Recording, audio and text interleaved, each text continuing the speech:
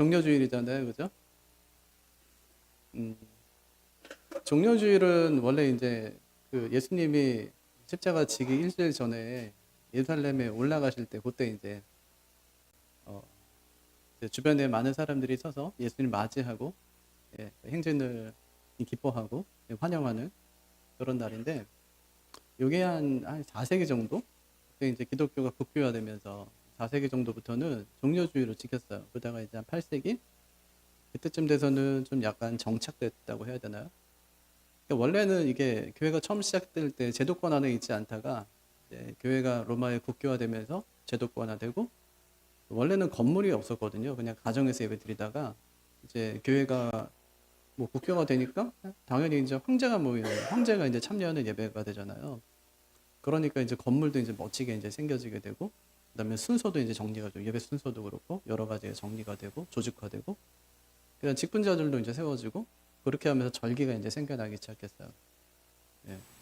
그러니까 여태까지 왔던 것들 이제 지켜왔던 것들이 이제 뭔가 좀 이제 체계화되는 시기가 4세기부터 시작된 시기였어요. 그럼 되게 좋을 것 같잖아요. 근데 좋은 게 아니라 이게 감동 같은 게 약간 좀 사라지는 것 같아요.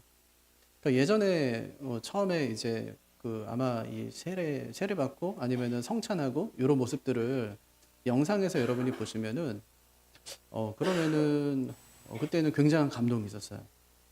예, 지금도 예수님을 잘 믿지 못하는 나라들이 있잖아요. 예, 드러내놓고 믿지 못하는 국가들.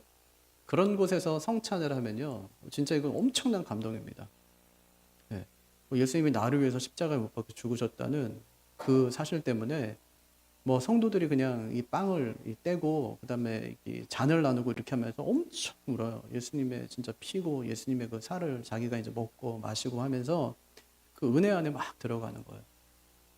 근데 이제 교회에서 얼마든지 우리가 신앙생활을 할 수 있고 그다음에 자의가 아니라 엄마가 자꾸 이제 입교 받으라고 그래서 입교 받고 또 세례 받으라고 그러니까 세례 받고 이래가지고 그렇게 받게 되면은 나중에는 감동이 사라져요. 예, 진짜 예수님의 그 거룩하신 그 은혜 앞에서 감사하지 못하면서 예배에 참여하는 거죠. 그리고 우리가 지금 핍박이 없으니까 이렇게 예배 드릴 수 있죠, 그렇죠? 한 자리에 모여가지고 또 이제 드릴 수 있지만 만약에 우리 나라 안에 예수 믿는 사람들을 핍박하고 교회를 핍박한다고 하면 그때는 우리가 더 긴장하면서 더 은혜 가운데 막 들어가고 막 사모하며 그렇게 살 겁니다. 근데 이런 상황들이 얼마나 감사한 일이에요. 모일 수 있을 때 모이고 예배할 수 있을 때 예배하는 그 상황들이 굉장히 감사한 일인데 감사하지 못하며 살아가고 있다. 이제 그런 얘기죠. 그래서 종려주의를 하고 이제 생각하면 우리가 이제 몇 가지 생각할 수 있는데 종려주의를 하면 이제 종려주의? 그러면 내일이 뭐예요? 내일부터는 고난주간이 시작되는구나. 고난주간에는 뭐 하는 건데? 말하고 싶진 않죠. 알지만 말하고 싶진 않아요. 왜냐면 여기 지금 다 써있고 막 해가지고 말하고 싶진 않아요. 예, 알면은 골치 아프고 괜히 미안하고 예, 그러니까 특별 새벽 기도에 내일부터 시작하는구나. 그거 하나 알려주고 또 일주일 뒤에 뭐가 있어요?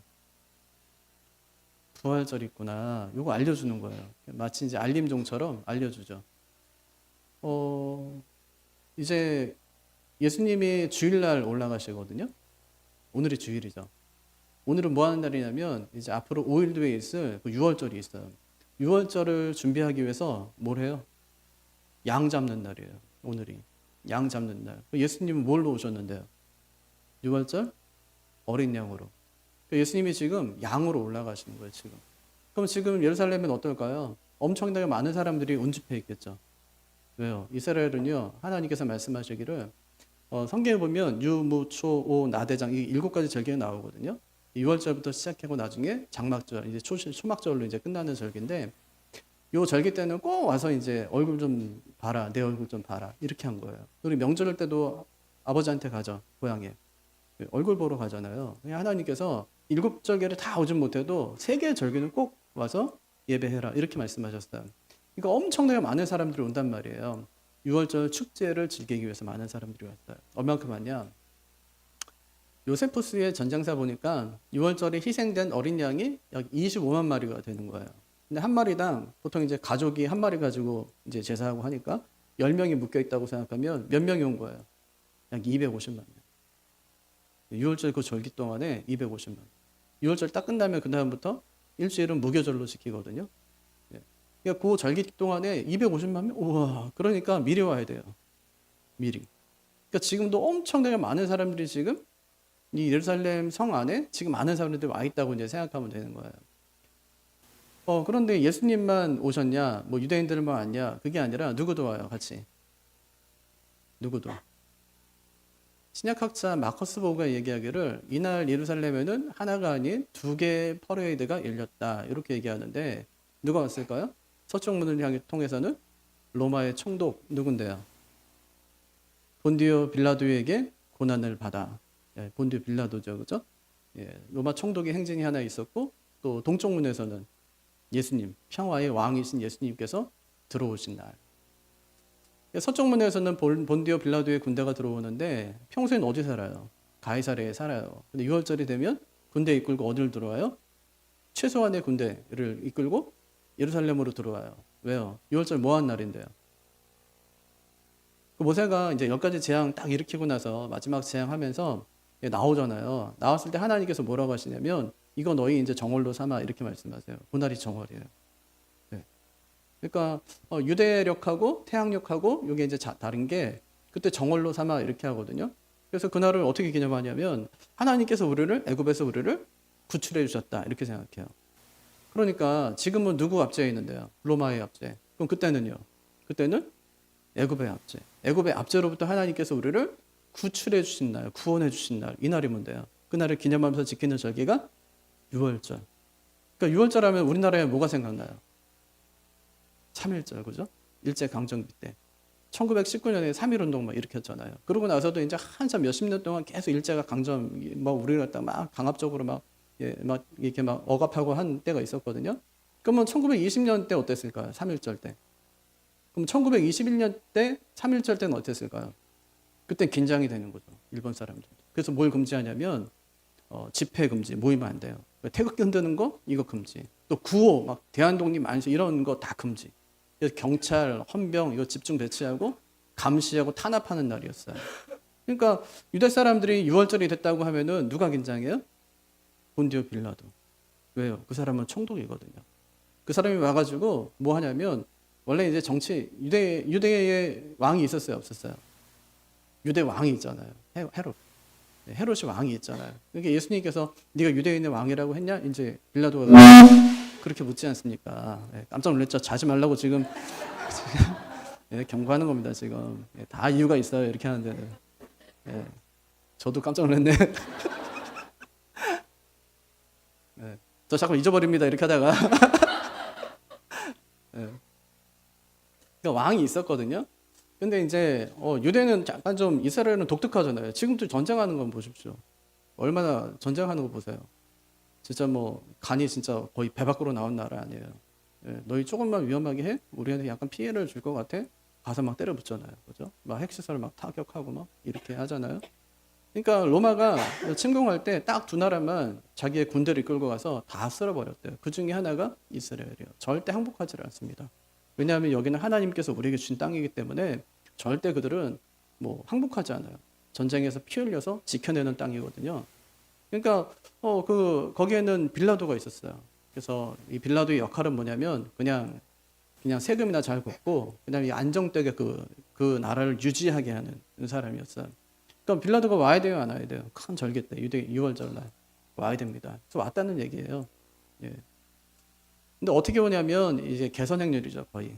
빌라도의 행렬은 거의 로마 제국의 거대한 군사 퍼레이드였었는데 이 백마가 이끄는 전차, 번쩍이는 무기, 뭐 갑옷, 또 병사들의 발소리. 그러니까 이게 엄청나게 막 북한처럼 그렇게 하진 않지만 그래도 화려한 모습으로 아마 그들이 예루살렘에 입성했을 겁니다. 그게 이제 주는 메시지가 뭐예요? 로마가 주인이다. 그러니까 까불지 마라. 그런 메시지 줬겠죠. 동쪽 성문에서는요, 진짜 왕이신 예수님의 행렬이 시작되는 거예요. 예수님의 행렬은 거기에 비하면 굉장히 작고 초라하다는 말이에요. 예수님께서 왜 멋진 말이 아니라 아주 작은 나귀 새끼 타고 예수님께서 오셨을까요? 예수님은 칼과 무력으로 이 사람을 억누르는 것이 아니라 겸손과 사랑으로 세상을 구원하겠다는 그 하나님의 선언, 이것이 하나님 나라의 방식이었다는 말이죠. 그래서 세상에서 가장 초라한 행진이었습니다. 말 타고 멋지게 오시는 게 아니에요. 못 타고 오세요. 어린 낙이 새끼 타고 오세요. 그것도 빌려요. 또 황금 안장에 또 자주색 옷을 입는 것이 아니에요. 그 나귀 새끼의 그 위에다가 이 제자들의 그 겉옷 이것을 갖다 덮잖아요. 그리고 예수님이 거기에 올라타시는 거예요. 또 무장한 군대는 어때요? 이제 거의 제국이 통치하는 것을 보면 또 이제 이단들이 이제 자기들의 교회를 이제 운영하는 방식을 보면 딱 두 가지. 하나는 공포와 두려움을 심어주는 거거든요. 그러니까 그 앞에는 전부 침묵이에요. 침묵. 근데 예수님은 어땠죠? 가난한 순례자들의 기쁨과 환호성. 예. 뭐 호산나 하면서 이제 찬송하면서 예수님 맞이하잖아요. 그러니까 이것은 이 대항 행렬이었어요. 그러니까 두 왕권이 충돌되는 거죠. 힘과 사랑의 충돌, 두려움과 평화의 충돌. 예수님께서 어떻게 하셨다는 거예요? 무력이 아니라 사랑이 세상을 이긴다는 것을 선포하신 진짜 왕의 행진이었다는 말입니다. 어느 쪽이 진짜 왕일까요? 서쪽 성문에서 들어온 그 왕일까요? 아니면 동쪽 성문에서 이 작은 나귀 새끼 타고 들어온 그 왕일까요? 날카로운 창과 방패를 가진 그 왕일까요? 아니면 흔들리는 종려나무 가지를 흔들면서 환영했던 그 왕일까요?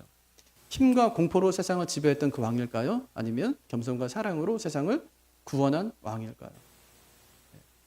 예수님이 입성하실 때 사람들이 두려워서 침묵한 것이 아니라 환호성을 지릅니다. 하지만 서쪽문 사람들은 두려움 때문에 떨면서 침묵했어요. 까불다간 우리가 다 죽겠구나 하는 것이죠. 그런데 예수님이 들어오신 그 문에서는 호산나 다윗의 자손이여 하는 환호성이 있었다는 말이죠. 세상에는 이 칼과 창으로 다스리는 왕이 있고 또 하나는 사랑과 희생으로 다스리는 왕이 있어요. 예수님은 어떤 왕이에요? 겸손과 평화로 다스리는 왕. 그럼 우리는 어떤 왕을 따라야 됩니까? 칼과 창으로 다스리는 왕입니까? 아니면 사랑과 희생으로 다스리는 왕입니까? 그래서 종려주의는 우리에게 세 가지를 물어요. 그분이 어떻게 오셨는지, 또 왜 그렇게 오셨는지, 나는 어떻게 맞이할 것인지. 어떻게 오셨대요? 못 타고 와요. 왜 나귀 타고 오세요? 예언대로. 준비된 왕이었어요. 예수님께 준비된 왕. 예수님이 이제 유월절을 지키기 위해서 예루살렘 가까이 오셨어요. 어디까지 오시냐면 감람산에 있는 벳바게까지 오셨어요. 여기서 예루살렘까지는 굉장히 가까워요. 거리로 하면은 1km에서 한 2km 정도 되니까 여기서 아마 저기 구리경찰서 이 정도 아마 되는 거리에 예수님께서 거기에 오신 거예요. 거기다가 숙소를 예수님께서 잡으신 거예요. 그리고 예수님께서 제자들에게 작은 심부름 하나를 시키세요. 뭐래요? 너희는 같이 읽을까요? 너희는 맞은편 마을로 가라. 그리하면 곧 메인 나귀와 나귀 새끼가 함께 있는 것을 보리니 풀어 내게로 끌고 오라. 못 끌고 오래요. 나귀와 나귀 새끼. 마태복음에 보면은 예수님이 그거 다 끌고 와 이렇게 해서 두 마리 다 끌고 와요. 네. 근데 다른 복음서에 보면은 나귀 새끼 한 마리 이제 끌고 온 걸로 돼 있거든요. 그러니까 근데 둘 중에 뭐 탔어요 예수님께서? 어미 탔어요? 아니면 새끼 탔어요? 새끼를 타요. 왜 새끼를 타죠? 새끼 탄다고 그랬어요. 언제요? 500년 전에. 새끼 탄대요. 어미는 왜 끌고 와요? 그래서 가끔 가다가 이제 어떤 그림 같은 거 보면은 예수님이 나귀 새끼를 딱 탔는데 옆에서는 뭐 있어요? 어미 그 나귀가 함께 가는 거. 이렇게 함께 가는 그런 장면도 있거든요. 그러니까 나귀 새끼가 엄마가 옆에 있으면 낫겠죠. 그죠? 예, 얘들도 뭐 혼자 왔으면 여기 이렇게 서 있긴 하겠어요. 엄마가 저기서 있으니까. 그것도 애들 뭐 가만히 서 있는데 또 예쁘다고 다 찍잖아요. 아무것도 안 했는데 그죠? 동영상 찍고 애들은 서 있는데 동영상 찍고 나중에 보면 너무너무 잘했네 하고 이제 할머니한테 보내주고 이렇게 하잖아요. 예. 그러니까 이제 그게 이제 그 새끼죠. 예, 약간의 어떤 배려처럼 보이죠. 그러니까 어떤 보면 평범한 심부름처럼 보이지만 즉흥적인 결정이 아니었다는 말이에요. 그럼 뭐였어요? 철저히 계획된 일. 예수님이 다 알고 있어요. 나귀 위치 어디 매여 있는지 알죠? 거기 가면 건넌 마을에 가면 거기가 아마 배단이었을 거예요. 배단이는 여기로 하면은 한 교문동쯤 돼요. 맞은편 마을이니까 우리 맞은편 마을은 교문동이죠. 예, 교문동쯤 되는 그 마을로 가가지고 나귀가 매여 있으니까 나귀 새끼 이제 가서 데려와라 이렇게 얘기하죠. 나귀 상태가 어떻대요?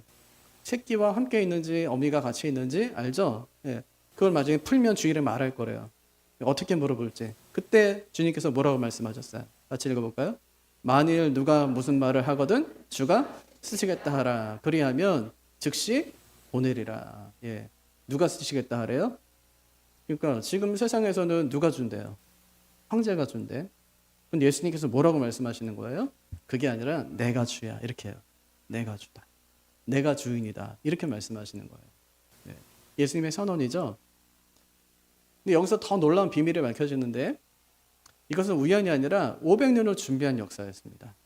주전 520년경에 스가랴 9장 9절에서 뭐라고 예언하시냐면 겸손하여 나귀를 타고 오시는 왕 이렇게 장차 메시아가 오실 때 어떻게 오신대요? 나귀 새끼 타고 오신대. 그런데 주 33년경에 예수님이 예루살렘에 입성하실 때 어떻게 하셨어요? 선지자를 통해 하신 말씀을 이루려 하심이라.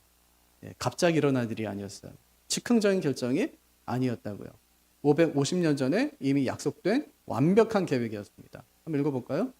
보라 내 왕이 내게 임하시나니 그는 겸손하여 나귀 곧 멍에 매는 짐승의 새끼를 탔도다. 단 한 글자도 잊지 않으세요. 550년. 진짜 긴 시간인데. 예? 그런데 완벽하게 기억하셨고 정확한 시기에 성취하셨어요. 그래서 약 550년의 기다림. 그렇게 주님께서 지금 예루살렘에 입성하시는 거예요. 세상의 왕은요 못하고 왔어요. 크고 화려한 전투마. 예수님은 겸손한 나귀 새끼.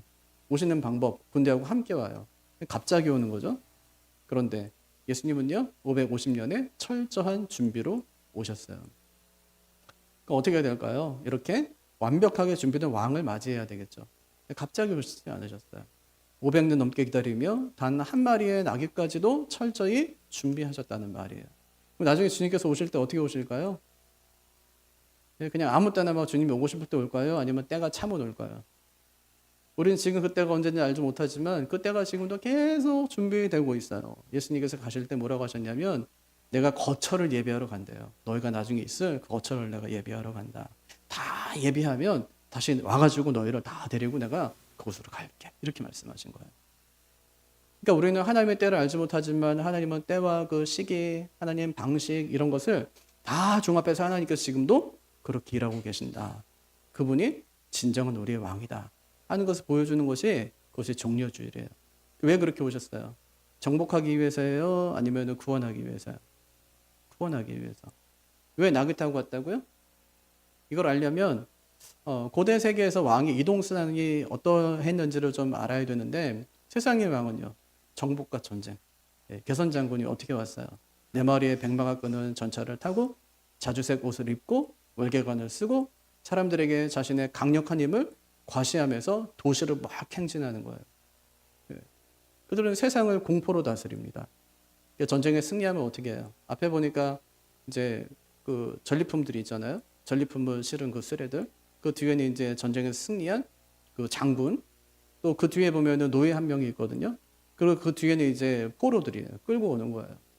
그럼 뒤에서 이제 그 전쟁에 막 승리해서 막 도취되어 있는 그 장군을 한번 생각해 보세요. 마치 그 순간에는 뭐예요? 자기가 신이 된 것처럼 보이는 거죠. 그때 이제 그 노예가 뒤에서 뭐라고 하냐면 메멘토 모리라고 얘기해요. 이게 뭐예요? 당신도 언젠가 죽는다는 것을 잊지 마십시오. 당신은 신이 아닙니다. 하는 것을 늘 일깨워 주는 거예요. 계속 일깨워 줘요. 우리는 만약에 축구 했어요. 졌어요. 그럼 엄마한테 막 혼나죠. 막 감독한테 막 엄청 얻어맞잖아요. 막 팍팍팍 얻어맞고 그러면 나중에 정신 바짝 차리고 막 후반전 나가서 또 열심히 하고 막. 근데 로마의 전장 방식을 보니까 그게 아니라 지고 오잖아요. 진짜 잘한 거야. 너 진짜 잘한 거야. 수고 많이 한 거야. 막 이렇게 해요. 격려해줘요. 그럼 나중에 자기가 진짜 혼날 줄 알았는데 못한 줄 알았는데 잘했다고 생각하니까 다음에 더 잘하고 싶은 거예요. 전리품을 사람들에게 막 나눠줘요. 충성과 이 헌신, 이것을 복종을 그들에게 요구합니다. 그리고 이 세상이 오는 그런 이제 세상을 다스리는 방식이었어요. 근데 예수님은 어떻게 오시죠? 평화의 왕으로, 일상의 왕으로 오시는 거예요. 뭐 화려한 거 군마 타고 오시는 것이 아니라 뭐 타고 오신다고요? 나귀 새끼. 나귀는 뭘 상징하는데요? 여기 보니까 평화와 일상의 상징이라고 했는데 성경의 나귀는 항상 순종을 상징해요. 순종. 예수님께서 순종의 왕으로 오시는 거예요. 어떻게 해요? 550년 전에 하나님께서 스가랴를 통해서 말씀하셨던 그 말씀에 대한 예언의 성취, 그 순종, 그를 위해서 주님께서 오신다고요. 그러니까 두 왕권을 비교해 보면 세상의 왕과 하늘의 왕, 뭘 타고 와요? 세상의 왕은 백마 타고 전차 타고, 뭐 요즘으로 하면 좋은 차 타고, 뭐 좋은 무기 가지고 그러고 오는 거죠. 예수님은요, 나귀 타고 오세요. 목적은요, 정복하러 오지만 예수님은 평화를 주러 오세요. 다스리는 법, 힘과 공포로, 공포와 두려움. 근데 예수님은요, 사랑과 내려놓음으로 섬기시는 거죠. 약해서가 아니에요. 다른 종류의 왕권을 예수님께서 가지고 계신 것이죠. 그때 군중들이 뭐라고 합니까? 호산나 하고 찬송하죠. 여호와여 지금 우리를 구원하소서. 이건 언제 외쳤던 얘기냐면 초막절 때. 네, 초막절 때. 그래서 초막절 때 사람들이 종려나무 가지고 막 흔들면서 왕으로 오신 예수님을 막 환영했는데, 지금도 초막절이 되면 이스라엘 사람들이 예수님을 거리를 걷습니다. 종려나무까지거든요. 저걸 막 흔들면서. 그러니까 초막절은 뭐한 날이죠? 일주일 동안 이 초막 짓고 나서 하나님께서 우리를 어떻게 인도하시는지를 기억하는 절기. 그죠? 그 마지막 절기거든요. 유모초 나대장, 여기서 장이 이제 초막절이니까 장막절, 초막절 이러니까 장막 안에 이제 거하는 거예요. 집에서 하는 게 아니라, 요즘에도 가끔가다 다큐멘터리 같은 거 보면은 뭐 이 아파트나 아니면 빌라에 사는 사람들이 그 빌라의 베란다 있잖아요. 그 베란다에다가 텐트 쳐놓고 일주일 동안 사는 거예요, 거기서. 그래서 자기들이 애굽에서 하나님께서 어떻게 자기들을 인도해 오셨고 광야에서 40년 동안 그 장막 안에서 어떻게 하나님께서 자기들을 보호하셨는지를 기억하는 거예요. 네. 그래서 절기는 기억하는 날이에요. 기억하는 거예요. 그 종려나무까지를 막 흔들면서 기억해요. 뭐라고요? 하나님이 광야에서 우리를 지키셨도다. 이렇게. 그래서 종려나무까지 흔드는 것은 구원에 대한 기쁨의 표현이라는 말이에요. 호산나 무슨 뜻이에요? 우리를 구원해 주세요. 예수님을 찬양합니다. 이런 뜻이에요. 그러니까 신나는 응원이 아니에요. 그 군대 가면 호산나 부르죠. 호산나 부르고요. 실로암 막 부르고 하잖아요. 예, 그때 막 흥에 돋아가지고 막 그렇게 하는 그런 게 아니라, 왕이신 예수님 지금 우리를 구원해 주세요 하는 간절한 기도라는 말이에요. 예수님께서 이제 예루살렘에 올라가세요. 그래서 어떻게 해요? 사람들이 옆에 군중들이 다 어떻게 하죠? 자기 겉옷을 벗어다가 카펫을 깔죠. 예수님이 지나가신 자리에 카펫을 까는 거예요. 예, 이것은 옛날 사람들이 진짜 왕을 환영할 때 최고의 존경을 표현하는 행동이었어요. 예, 그래서 승리의 깃발, 종려나무까지. 그래서 막 흔드는 거죠. 근데 이 환호 속에 감추어진 아주 위험한 오해가 있다는 말이에요. 뭘까요? 그들이 원했던 건 뭐예요? 죄와 사망으로부터 우리를 건져내 주십시오 하는 그런 간절한 요청이 아니라 뭐예요? 어떻게 달라는 거예요? 로마 제국으로부터 우리를 해방시켜줄 정치적인 영웅이 드디어 어디로 올라가는 거예요? 예루살렘으로 올라가는 거예요, 지금. 예. 그렇게 생각했다는 것이죠. 그러니까 두 행렬의 차이를 보면 이 사람들의 기대가 뭐냐면 로마를 정복하고 권력을 차지하고 이제 우리의 진짜 유대인의 왕이 세워지는 거. 예, 유대인의 진짜 왕이 세워지는 거를 기대했다는 거죠. 예수님은요. 십자가의 희생, 죄와 사망의 정복, 예수님이 진짜 주고 싶어 했던 것은 이 땅에 어떤 해방이 아니라 생명을 주고 싶어 했어요. 영원한 생명을 주기를 원하셨죠. 그래서 가장 위험한 신앙의 형태가 뭐냐면 내가 원하는 해결책이 더 큰 거예요. 뭐보다? 하나님 나라보다. 그래서 나의 요구가 하나님의 목적보다 커질 때 찬양은 언제든지 뭘로 바뀔 수 있어요? 하나님이 우리 기도했는데 안 들어줘요. 그럼 뭐 어때요? 기분이? 화나요? 안 나요? 기도 안 나요? 화나면 어떻게 돼? 예수님을 믿어야 돼? 안 믿어야 돼? 안 믿어! 막 이렇게 하잖아요. 그죠? 예, 믿나 봐라. 내 기도 하나 봐라. 막 이렇게 하죠. 예, 그렇게 하면 안 되죠. 그죠? 그러니까 내가 원하는 해결책이 하나님 나라보다 컸을 때, 나의 요구가 하나님 목적보다 더 커질 때 언제든지 이 군중들은 바뀔 수 있다. 바뀔 수 있다는 거예요. 그러니까 어떻게 되냐면 지금 당장 내 소원 들어주세요. 이런 소원에서 이 시선이 어디로 옮겨져야 돼요? 예수님께로. 예. 그래서 나를 구원하실 분이 누군지를 똑바로 보게 되면 어떻게 될까요? 주님을 깨닫고 알게 되면 주의 이름으로 오시는 이여 하면서 어떻게 돼요? 예배하는 삶으로 살아갈 수 있겠죠. 그러니까 나의 소원에 너무 이게 나의 문제든지 소원이든지 나의 상황이든지 나의 현실 이런 것에 너무 우리가 신경 쓰면서 이제 거기에다가만 매몰돼서 막 그것만 이것만 해주면 이렇게 이게 아니라 여기에서 조금 더 시선을 어디로? 우리 예수님께로. 예수님께 이미 해주신 것이 엄청 커요. 우리가 지금 해달라고 하는 거는 그래야 뭐 해주면 좋지만 안 해줘도 어쩔 수 없어요. 근데 그것 때문에 내가 죽고 살지는 않아요. 예. 근데 예수님이 나한테 진짜 해준 건 이거는 어떻게 해줄 수 없는 거예요. 이건 아무도 어떻게 해결할 수 없는 문제를 이미 해결해 주신 거예요. 그러니까 그걸 생각하면은 예수님 정말 감사합니다 할 수 있겠죠. 내 스스로 내 힘으로 풀 수 없는 거 어느 누구도 해결할 수 없는 문제, 죄의 문제를 예수님이 해결해 주셨으니까, 나 하나님 자녀 삼아 주셨으니까 얼마나 감사해요. 예. 그러면 그 사실을 깨닫고 난 다음에는 좀 힘들고 어려워도 하나님 저 한번 잘 버텨볼게요. 예? 인생이 좀 안 되는 것 같아도, 나는 굉장히 불행해도 내 인생에 진짜 불행해서 못 살겠습니다가 아니라 내가 진짜 인생이 불행한데 그래도 하나님은 내 옆에 계셔주셔서 너무 감사합니다. 이렇게 되는 거예요. 그러면 이런 상황들이 예배가 되고 감사가 되고 기도가 되고 기쁨이 되는 거죠. 그런 삶을 살아갈 수 있게 되는 거예요. 그것이 진정한 호산나. 예, 그게 진짜 호산나. 십자가에서 생명을 내어주신 진짜 왕에 대한 온전한 고백이자 예배가 되는 거죠. 그럼 나는 이제 그 예수님을 어떻게 맞이해야 돼요?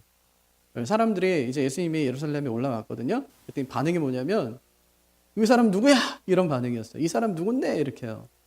그래서 예수께서 예루살렘에 들어가시니 온 성이 소동하여 이르되 이는 누구냐 하거늘. 누구냐요? 이 소동했다는 말이 뭐냐면 이게 지진이라는 뜻이에요. 지진.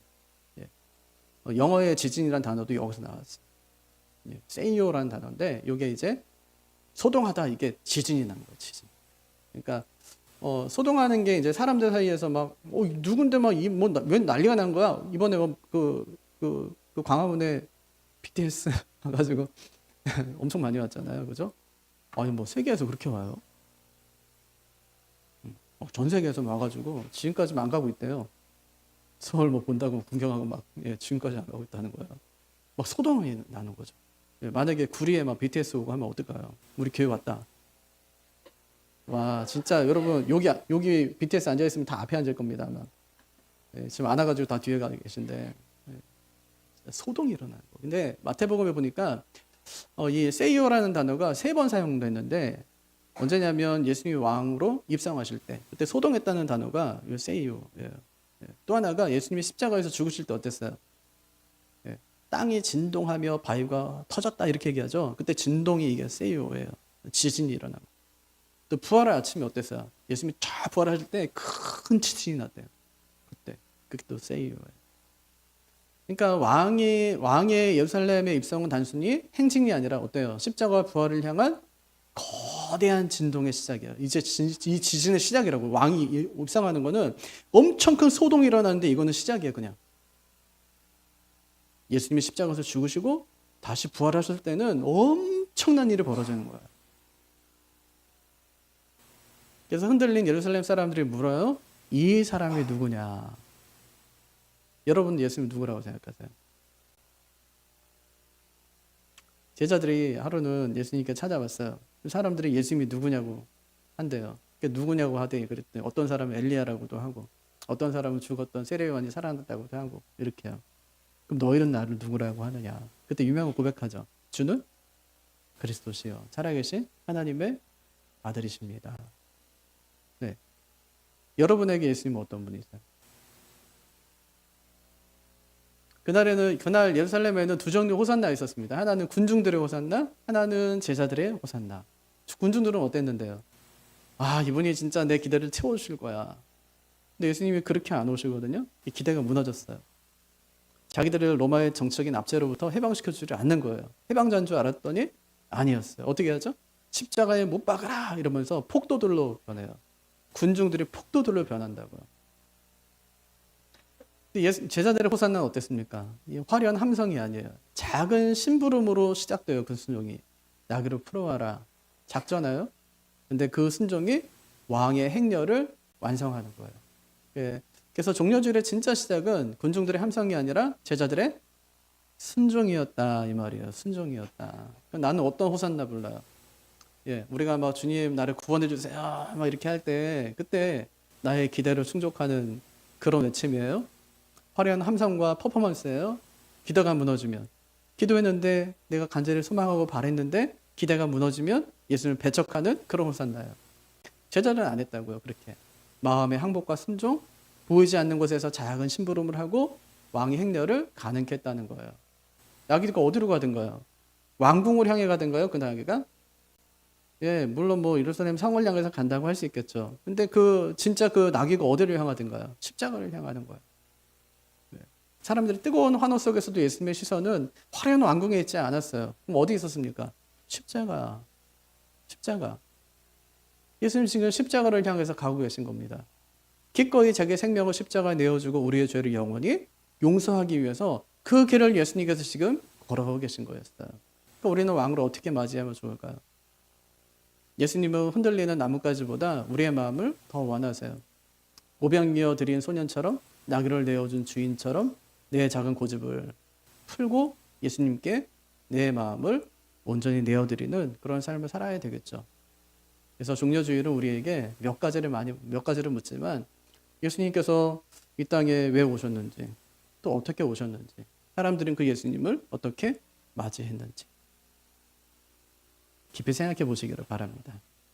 예수님께서 내 마음에 나귀 타고 들어오시는데 나는 그 주님을 어떻게 맞이하고 있는지 내 소원을 이루어드리는 그런 분 정도로 내가 인식하고 내 문제 해결해 주세요 하는 그 인생의 왕으로 그 정도 이제 내가 모시고 살아가는지 아니면 이제 내 영혼의 왕으로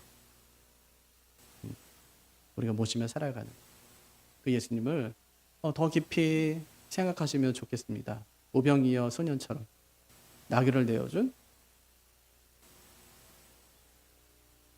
그 주인처럼 예수님이 우리에게 진짜 원하시는 것은 내 손에 든 나뭇가지가 아니에요.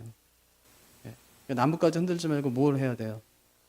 마음을 흔들어야 돼. 내 마음 흔들어서 주님께 드리는 거예요. 나귀 대신 뭐 드려야 돼? 우린 나를 드려야죠. 나의 일상의 헌신. 우리는 지금 어느 행절에 서 있나요? 겸손과 사랑의 길, 예수님의 길로 자꾸 나아갈 수 있어야 돼요.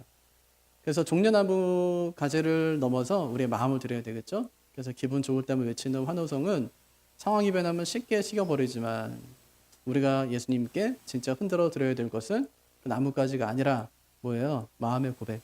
어떤 고백? 예수님만이 나의 왕이십니다 하는 고백. 이 고백이 우리 마음 가운데서 생생히 살아있는 그런 은혜가 우리에게 있기를 바랍니다.